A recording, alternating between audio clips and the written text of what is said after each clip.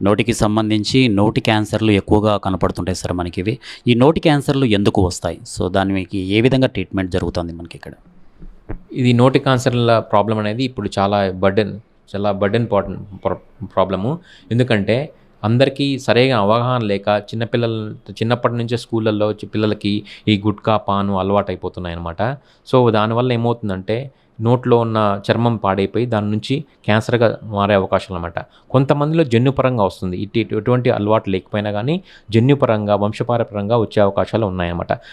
ఏదైనా క్యాన్సర్ అనేది మొదటి దశలోనే మనము చిన్న గుల్ల ఉన్నప్పుడే దానికి ట్రీట్మెంట్ తీసుకుంటే మాత్రం ఎటువంటి ప్రాబ్లమ్స్ ఉండవు. చాలామంది తెలియక దాన్ని అలానే అశ్రద్ధ చేసి వదిలేసి ముదిరిన పోయిన తర్వాత వస్తుంటారు. స్టేజ్ 4లో వస్తారన్నమాట.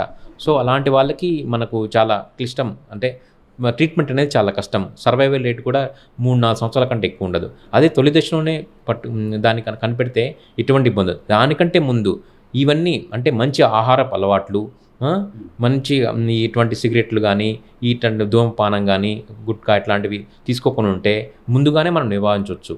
సో, ఆ విధంగా ఏదైనా క్యాన్సర్ అయితే మాత్రం ఇది పెదవులకు రావచ్చు, నోట్లో నాలుకకు రావచ్చు, లేకపోతే టాన్సిల్స్‌కు ఈ అన్ని భాగాలు ఎఫెక్ట్ అయ్యే అవకాశాలు ఉన్నాయి. కాబట్టి మీరు ఏదైనా చిన్న ప్రాబ్లమ్ ఉన్నా కానీ వెంటనే డాక్టర్‌ని సంప్రదించినట్టయితే అది పెద్దది కాకుండా ఉంటుందన్నమాట.